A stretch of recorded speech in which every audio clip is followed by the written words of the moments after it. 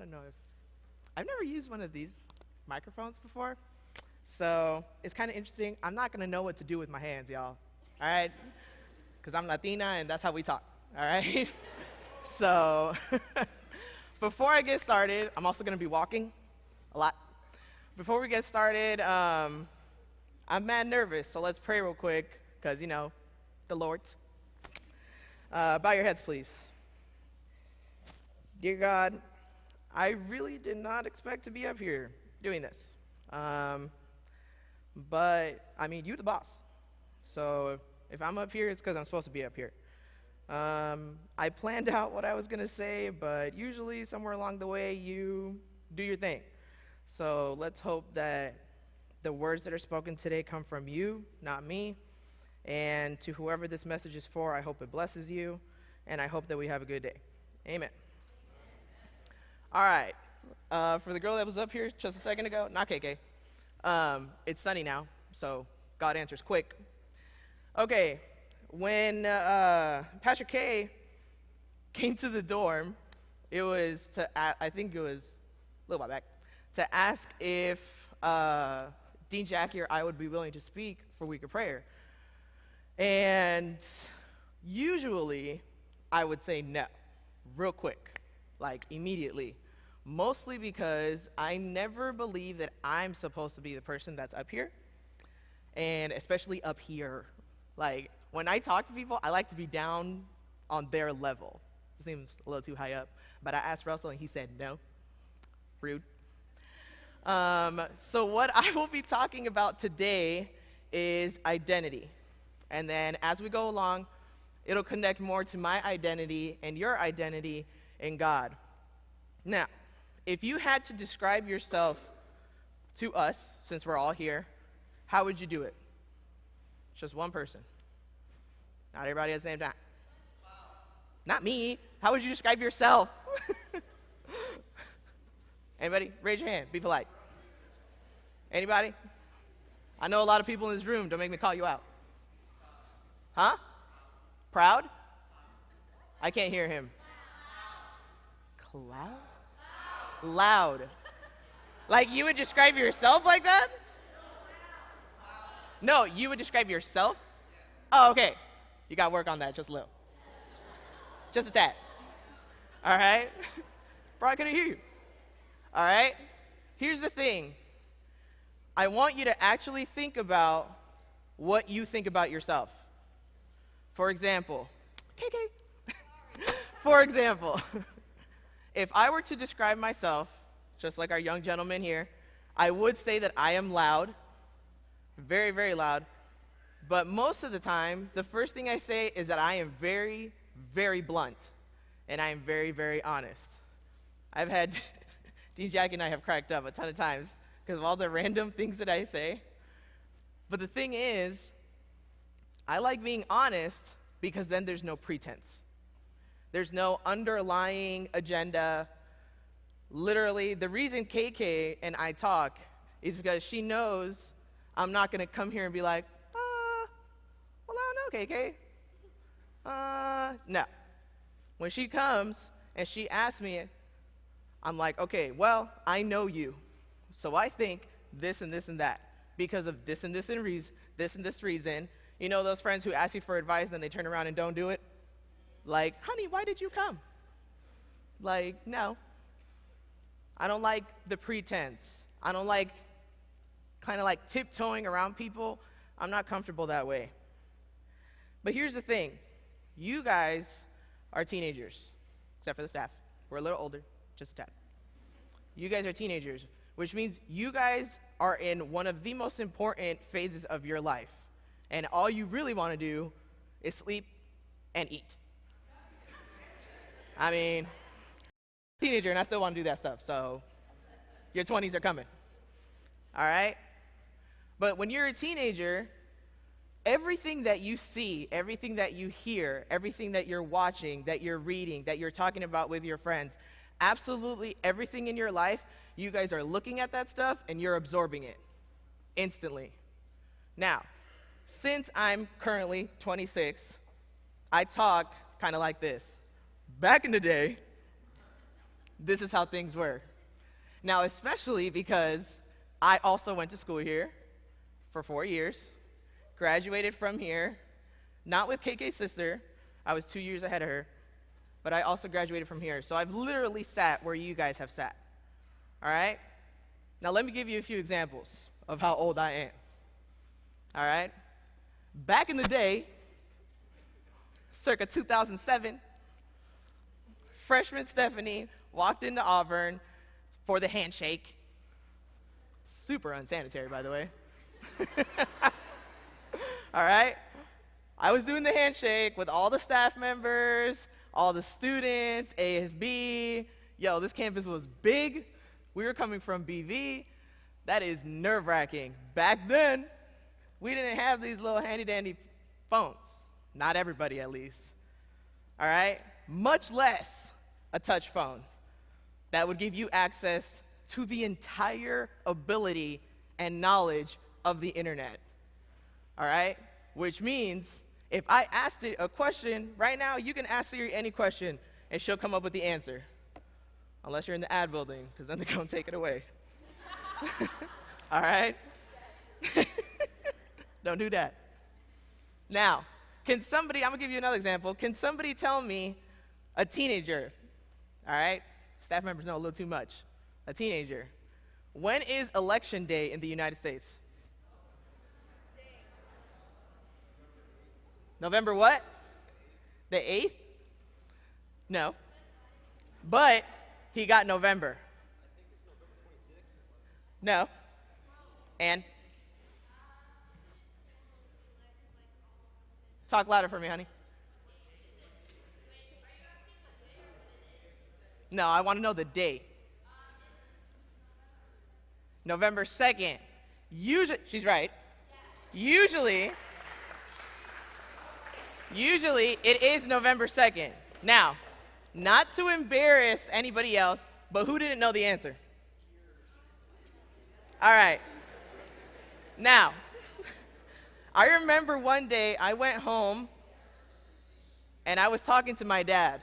And I was like, Dad, you will not believe what happened today. And of course, sitting there, his calm self, he's like, what happened? Because, we tend to exaggerate. And I was like, I was talking to some kids. They don't even know when Election Day is in the U.S. Like, that's a pretty important day. Especially when it's the presidential ones. Those are huge. Very, very important. You guys can't, well, some of you guys can't vote yet. That's all right. You'll get there. But here's the thing. I was there, like, flipping out, like, this is crazy. How can they not know when Election Day is? And he sat there, all calm in his Mr. Brito self. And he was just like, they're not required to know. And I was like, what do you mean they're not required to know? I was required to know stuff that old people say. I was supposed to know that. And then he's like, they have phones. I was like, what you mean they got phones? I got a phone. Everybody and their mama got a phone. You got children having phones now. And he was like, back then you had to know because you didn't have access to all of the information that you have access to now. You could ask Siri right now. Don't. If somebody says, hey, Siri, she'll start talking to me. Okay. I had to check. All right? But if you ask Siri something, she'll give you the answer, right? And if Siri doesn't give you the answer, just Google real quick. Oh, snap, she turned on. Right? Because guaranteed, some of you guys were probably like, oh, but I can take out my phone real quick and just find out when Election Day is. Right? Right? Kind of quiet. Here's the thing. We did not have the access that you guys had. All right? 2009. How old were y'all in 2009?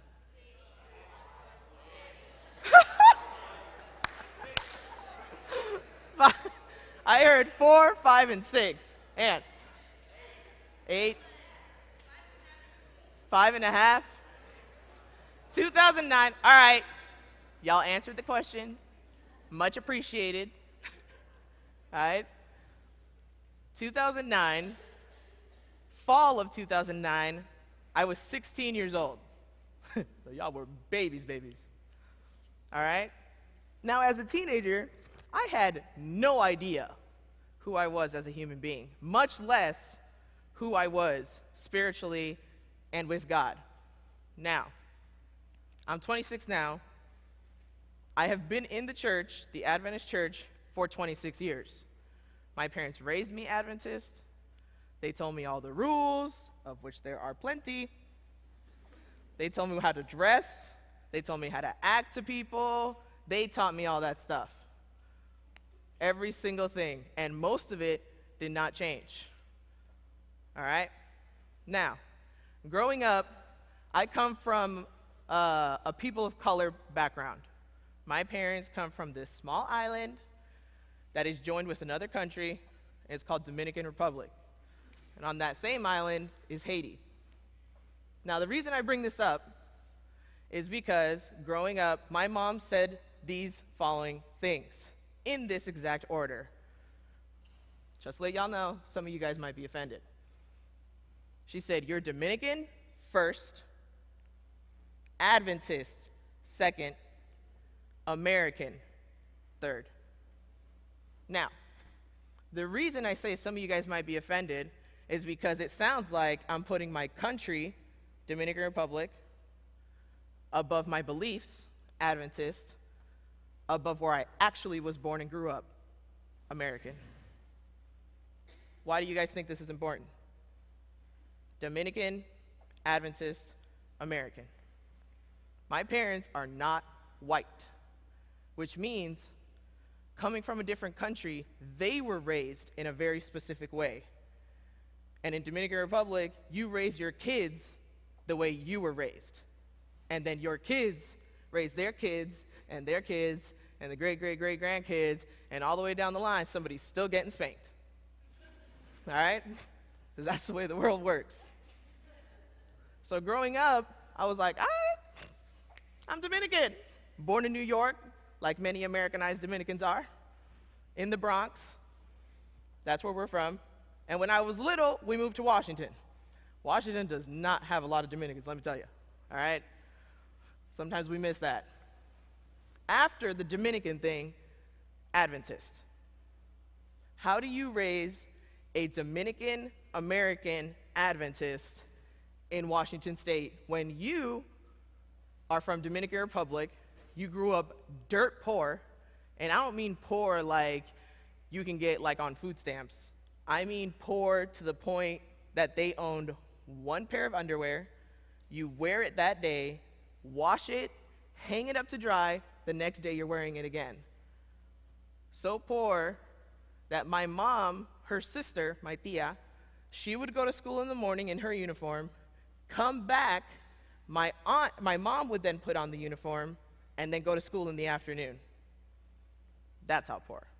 No, hey, you want this pencil? I didn't bring one. No, give me your pencil because I ain't got a pencil. We're sharing the pencil. That's how poor. So how do people who were raised in that way then come to America to build a better life for their future kids and raise them like Dominicans? Now, feel free to take this in your way. I know that there are a lot of Mexicans in this room, Salvadorians in this room, KK, Filipinas in this room, Africans in this room, people from East Asia, Western Asia, Northern Asia, all of those countries. We got people from China, from Thailand, from Korea. When I was here, there was tons of people from different places. And not just that, then you have to take into account where in the United States you're from. Because we started in the Bronx. And the Bronx in the 90s was not pretty. That's why we moved here. So my parents had to figure out how to raise two big, mega-eating kids in what was basically white culture. All right? Now, I'm not saying, oh, white culture, to offend anybody, but you're not in Dominican Republic no more. How are you going to raise your kids with the same morals, values, and beliefs that you were raised with? And then they're going to grow up, and you're going to tell them all these stories, and they're going to have the audacity to say, this ain't Dominican Republic, this is Washington State. And then you spank them again. Because that's what they need. My parents struggled with that a lot. Here's the next story. There was this dude once who had an identity crisis so big. I mean, this mess was ridiculous. All right?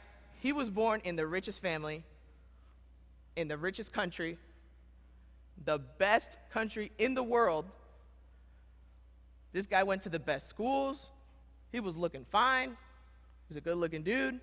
He had anything and everything that anybody could want. All he had to do was ask. And then, identity crisis. Some of you guys will recognize the story. This dude ran away. First, he murdered somebody, buried the body, hide it real quick, ran away because they were going to kill him. For 40 years, this dude dipped and left his people behind. Anybody tell me who that is? Y'all reading your Bible. Some good education in here.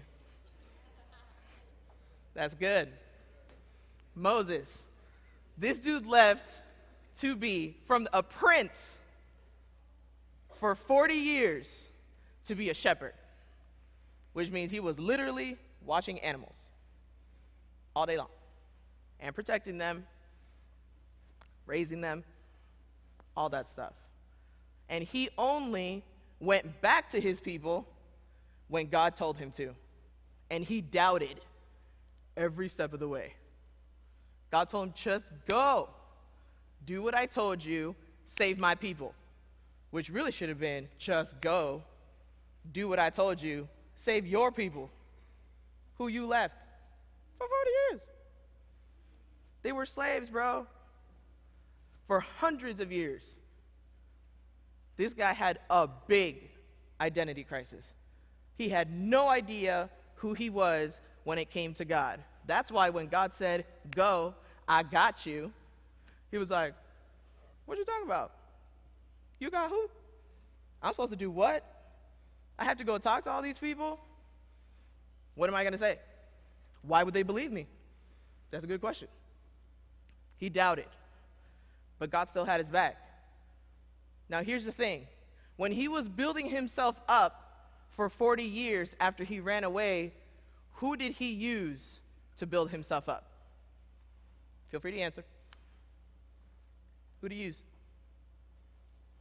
That was not that easy. Ironic, since we all do it. He used himself. Now, what happens when you use yourself and the world you live in to try and find out who you are? You don't know who you are. You think you know, but you don't. He was standing there, doing his sheep thing, doing his job, all nice and pretty, but he had no idea who he was. He knew where he came from, and he knew where he grew up. He knew who his mom was. He knew who his people were. He knew all those nice schools that he went to, the life that he used to have, but he did not know God. And I know most of the time we stand up here and we say God this and God that, and y'all got nothing without God. True. But here's the thing. Take it seriously. Right now, you guys have these. You got a phone, I got a phone, everybody has a phone. Almost everybody has a phone. And this phone connects me to everything I want to be connected to. I have music on this phone, I have books on this phone, I have TV shows, I have movies, I have gossip on this phone. You can send a message to a celebrity, you ain't ever gonna get a call back, but you can send it. What did you have to do before? It's called fan mail. As in, write the letter, put it in an envelope, get a little stamp, take it to the post office, and pay somebody to mail this for you. Pay money. Money. Not like, hey, mom, can I got $5? Money. Your own money. But right now, I can do almost anything I want with this little tiny device that cost me hundreds and hundreds of dollars. It was expensive. You can do anything. You can talk bad about people with this thing. You can make fun of people with this thing. You can send memes with this thing. I can call my brother Pimple Face with this thing. I can also say I love him with this thing. I was blasting him yesterday because he went out of town and didn't even tell me. You can do a lot of things with this tiny little device. And the best part is, you could even do it anonymously. So if you do something, you can't even get caught sometimes. Interesting, right?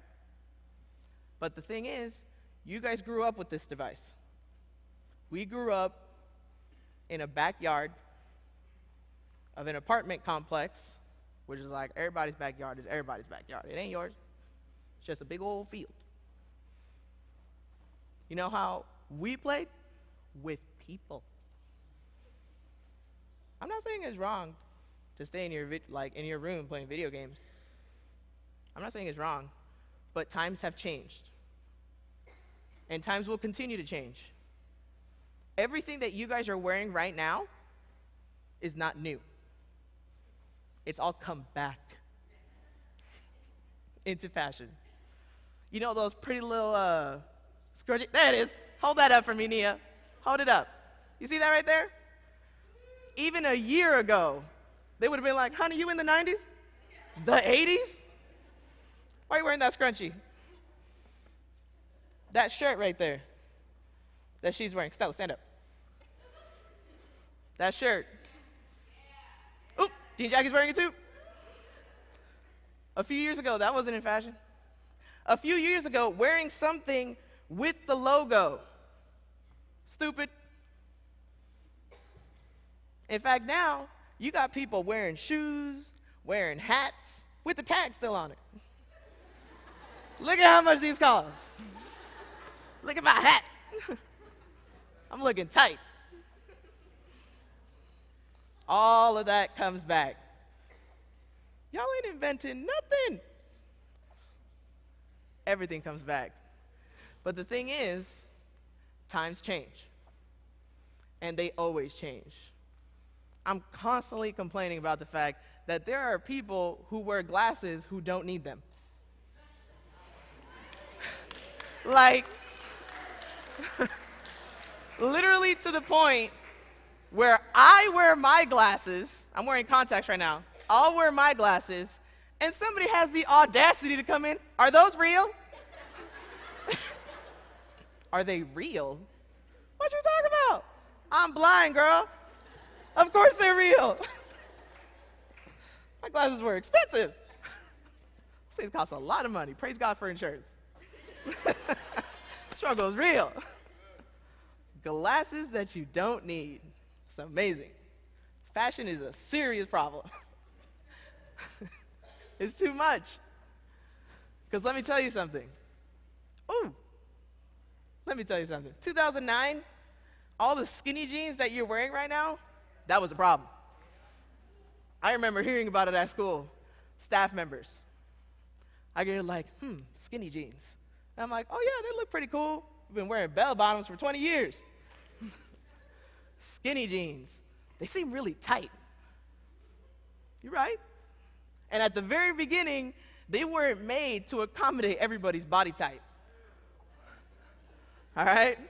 So when I got home, after wearing those skinny jeans or I was going to basketball practice, it was like, get off my calves, bro. Like, what do I got to do? Skinny jeans. Somebody just, out of the blue, hey, let's make this into fashion. Then the rips and stuff. They put the rips there on purpose. I know, girl, I couldn't tell you. Then, like a year or two ago, they started putting jeans at the bottom. They like uneven levels. Like at the front it's right here, and at the back it's right here. And at first, you're like, I ain't gonna wear that. That looks stupid. A week later, yo, look at my jeans. Aren't they nice? Let me give you a little better one. What was it, last week or 2 weeks ago? Man, that iPhone is ugly. The new iPhone? 3 cameras? You got to pull them all together and stuff? What is that? Let me go get one, though.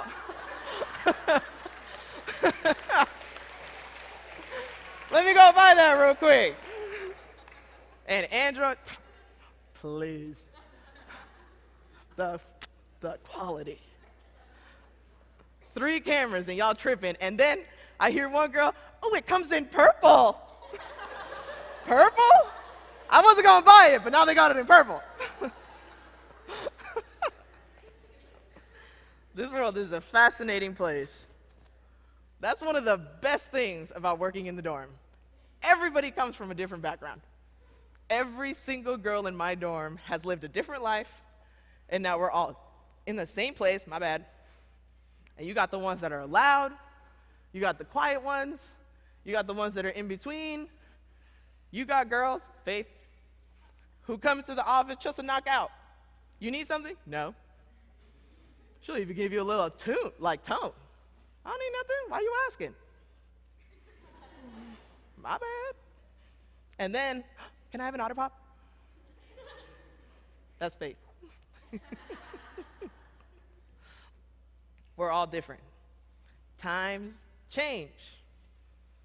Now, if you're using this beautiful, sleek, expensive, higher quality than Samsung,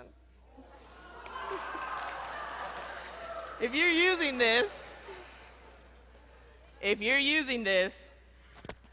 to find out who you are, how many times are you going to change? Oh, light bulb. They're like, oh, that's where she's going? Finally. We've been here for like 20 minutes. The world changes instantly. I mean, from one day to the next, somebody's no longer popular. One fashion sense out of style. That team that you was rooting for, not no more. We're switching sides now.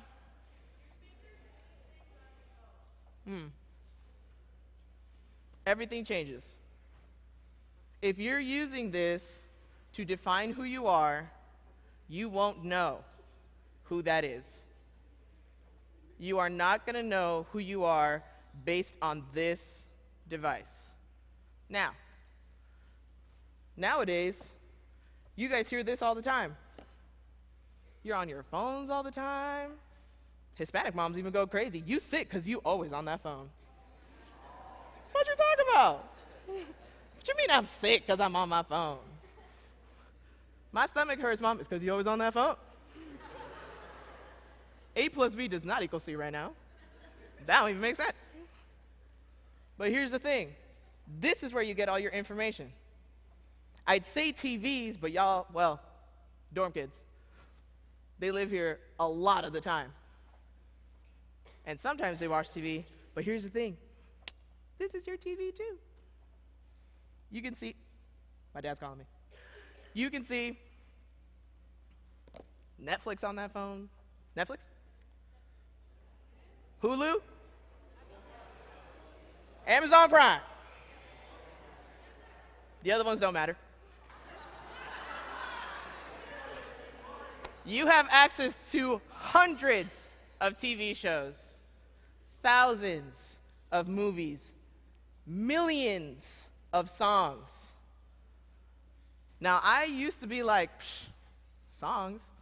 My songs don't do nothing. It doesn't matter what I listen to. I was definitely one of those people who's like, I only listen to the beat. And ironically, I was.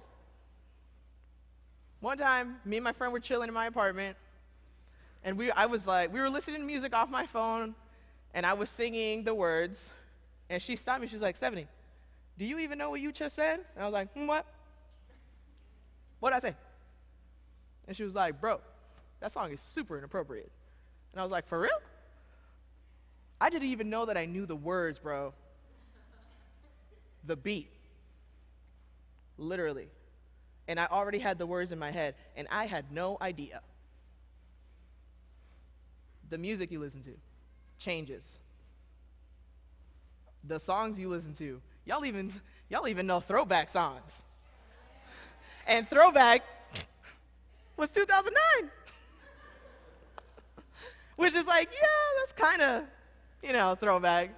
Throwbacks for me were like the 80s.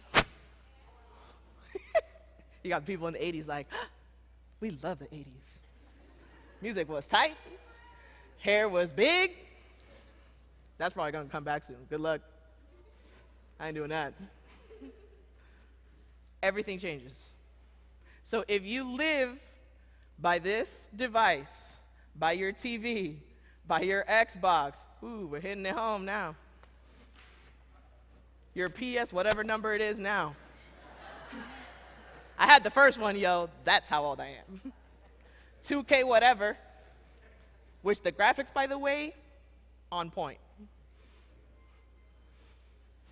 If you live your life by what society, by what the world, by what your phone, by what the news, by what the Kardashians, by what the most famous NBA players, NFL players, NHL players, MLS players, that's right, I know sports.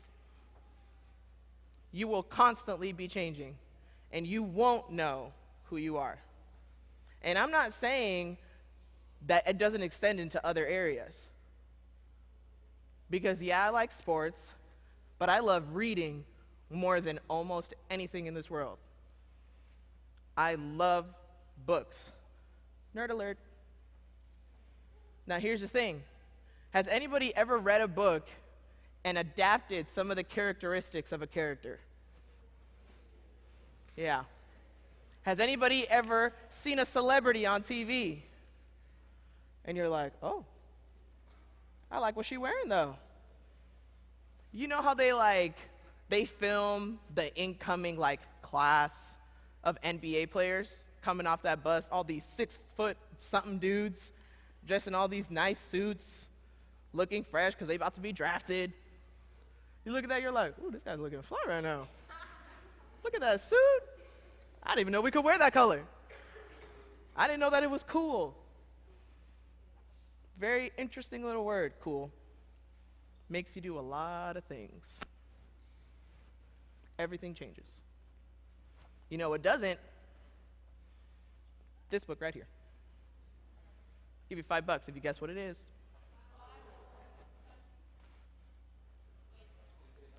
It is the Bible. Props. The Bible does not change. It is not supposed to change. It does adapt. Now, the reason I say adapt is because 2,000 years ago, this wasn't even written down. Not all of it. And people still lived by it. It's 2019, almost 2020, and we're supposed to live by it. And we can, because it doesn't change. We adapt it to our lives. When you're looking for a way to deal with your temper, when you're looking for a way to forgive somebody, when you're looking for a way to deal with that girl who just does not stop, I'm not saying as a dean, I'm saying as a person, your brother, your cousin, your roommate, your parents, ding, this tells you. And it seems like, man, I knew she was going to take it there. Man, every single answer to life, they say, is all up in that book. What is so special about it? Couldn't tell you. Read it. Find out. Everything changes. What are you going to do when you're struggling? A lot of you guys, who's going to college next year? Who's a senior? That's a better question. Not everybody wants to go to college. It's a choice for some. Seniors. It's the beginning of the year, but y'all almost out of here. And after this, it's not, oh, it's okay, I can make it up. It's not, oh, they'll give me another chance. Oh, they'll talk to me about it. It's okay. I don't have to go to class. I can learn it from the book. Sure, at 200 plus pages a night in each class, plus a lab. Some of y'all gonna have to work. Some of you guys will be in sports, gotta get those scholarships. Some of you guys will be in music. Some of you guys will be involved in offices, student councils and all that mess, campus ministries. And then all of a sudden, oh snap, I have to read 400 pages tonight. I have to write a report, I gotta do my lab, and I got a test tomorrow. and it's already midnight. What are you going to do? I got girls in the dorm like that. Sophia told me last week she had a test or a quiz in every single class. Teachers are serious. Every single class. Sophia, where'd she go? Sophia, oh, how many classes you taking? That many. She don't even know. That's a lot of studying. This girl was walking downstairs one day at like 12:30, 1 a.m., and I was like, what are you doing? Literally, I stood there like a mom, and I was like, Sophia, because the stairs, you know. And she was like, yes. I was like, what are you doing awake? You're supposed to be sleeping. She was like, A and P. And I was like, dang, I didn't take that. She was up late studying. She had to get up early, maybe to study some more, to get to class. Every time this girl comes into my office, it's like 10 minutes, playing a game. All right, I gotta go. Bye, Sophia. She comes back. Okay, I gotta go. She's in there for a max of like 10 minutes. And then she has to go to the next class, her next job, her next something. That's you guys. Not in the future, right now. What are you gonna do? Because times keep changing, and so will you. Things happen that change you.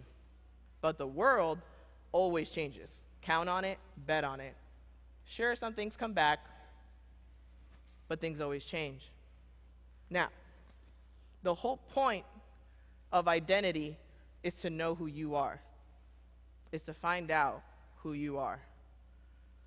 But who are you when you build yourself up and then you fall?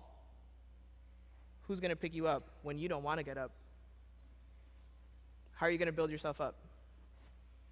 Because right now, without God, I have no clue where I would be. Except for one thing, I would not be here.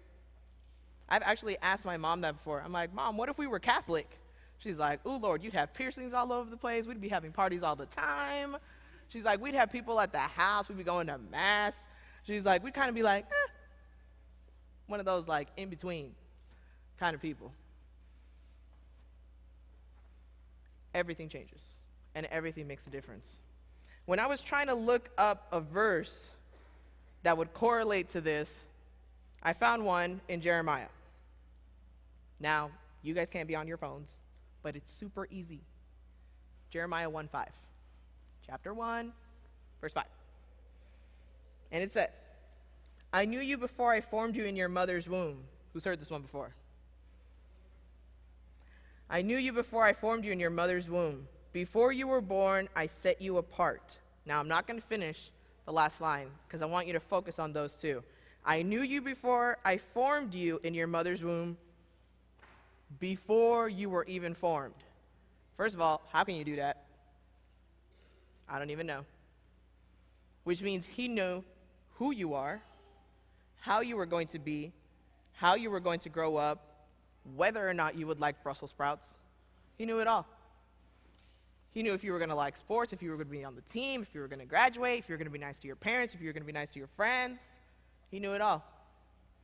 Before I formed you in your mother's womb, before you were born, I set you apart. Don't walk around the world like you don't know better.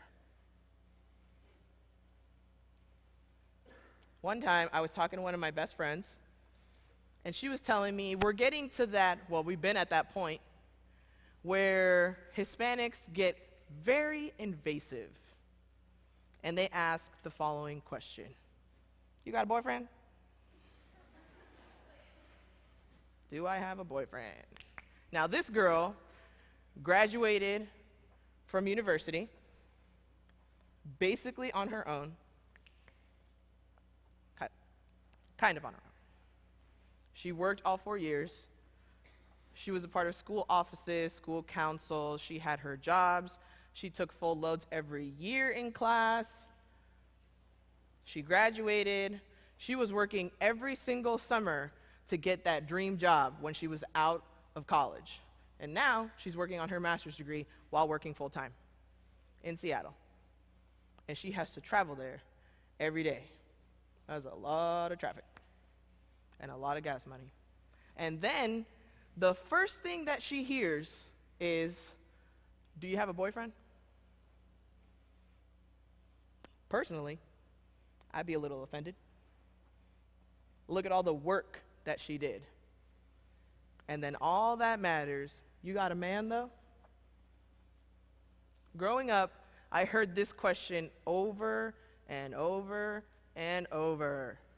What are you? Who else has heard that question? What are you? What am I?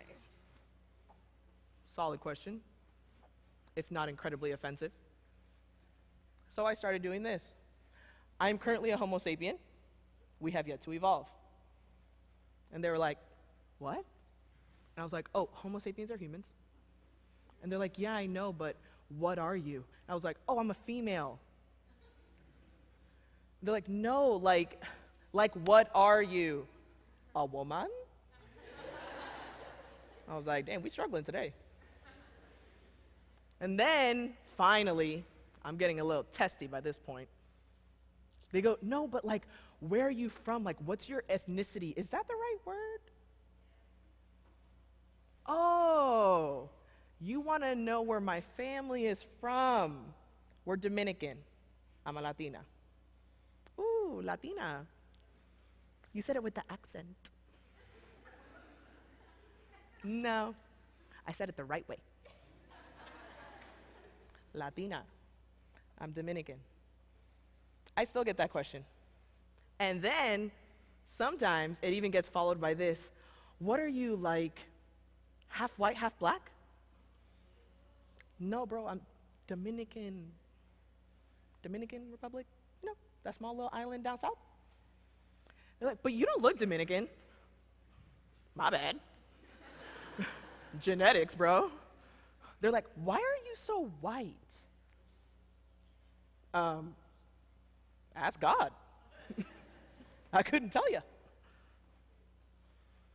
"But you don't look Dominican." Thank you, I guess, for invalidating what I look like, because I don't look Dominican. And then they're like, "You kind of look like this and you kind of look like that," and then my hair is curly, and then they're like, "Man, I can't tell." And I have them guess. One person has guessed that I'm Dominican. I have gotten everything.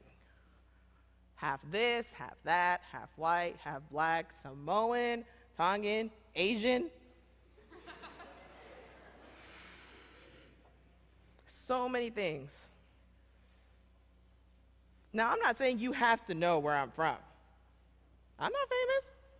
You ain't got to be all up in my business. You don't need to know that. But you don't have to ask what I am. You can ask where I'm from.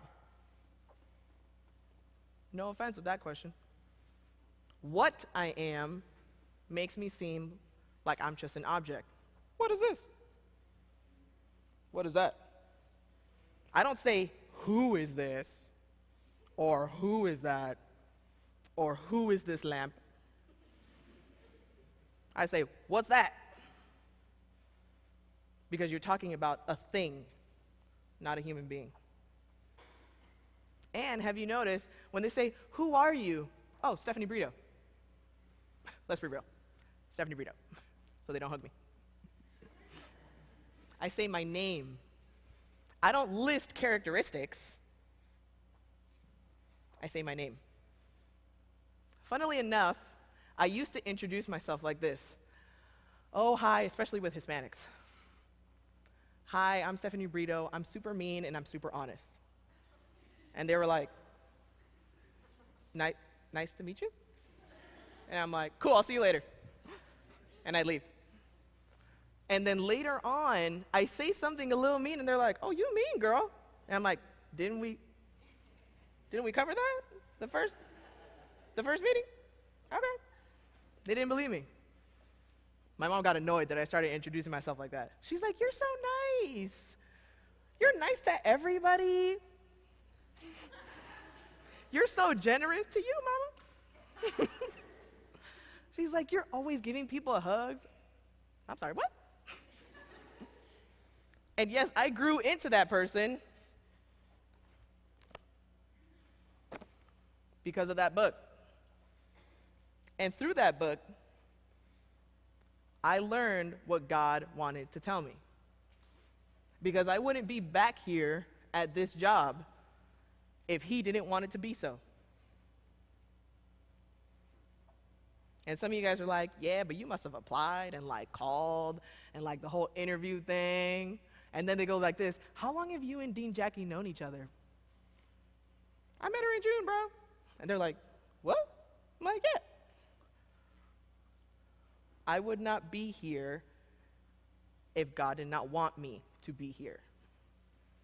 Doesn't matter who or what, I am. Because yes, some of the bad characteristics that I fed myself, I reveled in the fact that my temper was powerful. In fact, I could be mad for weeks. No problem at all. And I'd be nice to this person, and then the person I'm angry at, hi, Stephanie.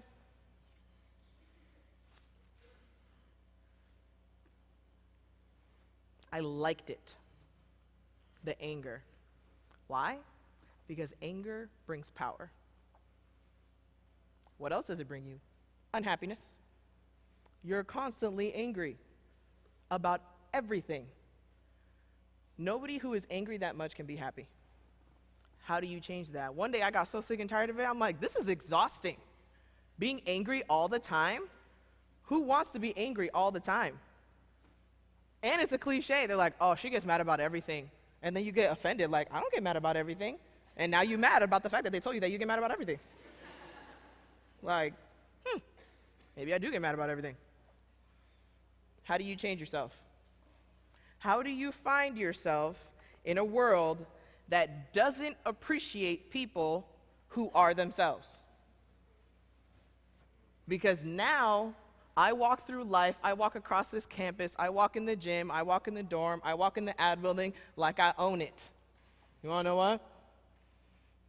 Because we paid money to be here. I worked summers, I worked during the school year. My class numbers on that gym floor, that's my gym. 2011. But you know what else? God made this place feel like my home. My parents still live right over there. Come on over. 10 years we've lived there. Since I was a junior. This place, it's no stranger to me because of this. Not a stranger at all. You know what doesn't change? Staff members. They're still tough. And guess what? They still try to be here for you. But they still tough. Staff members don't change. Kids change. And staff members still try their best to be here for you. I'm not saying they're perfect, but they do. You know why? Because they believe in this very, very long book. They believe that if they trust in this and the man who wrote it, that they will be who they need to be for you. And if you trust the man who wrote this book, if you build a relationship with the man who wrote this book, if you follow the man, the God, Jesus, who wrote and walked and lived this book, you'll know who you are because he'll show you. And you won't walk around life believing that you have to be like your friend, wearing what your friend wears, changing your hairstyle for them, making sure that you're quiet so that they can be loud, making sure that they can say whatever they want. But if you get offended at something they say, they get offended. You'll find out who you are with this book, because this book doesn't lie, and the God who made it doesn't lie. He doesn't change. He doesn't tell you, put your phone down. Because you know what? Here's the best part. He can reach you through this little phone, even if the Bible's not on it. He can reach you through this phone, through that person, through that teacher, through that boss, through that job, through anything and everything. He can reach you through that because, bro, he made it all. This book is a stepping stone to him. And if you use it, you'll find out how. Now, to finish, I'm not going to call you up here. All I want you to do is think about it. A couple things. Think about who you are. 3 things, actually. How you came to be that person, and why you choose to continue to be that person. Who you are,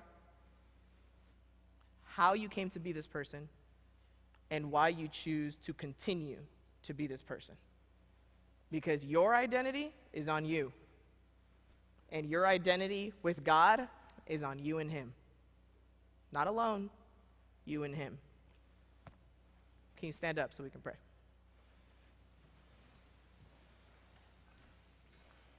All right. Bow your heads, please. God, this one was kind of long. I ain't going to lie about it. Kind of got a little carried away. But you know what? Sometimes there's something we need to learn. And this message wasn't for everyone. Some of them probably didn't even hear it.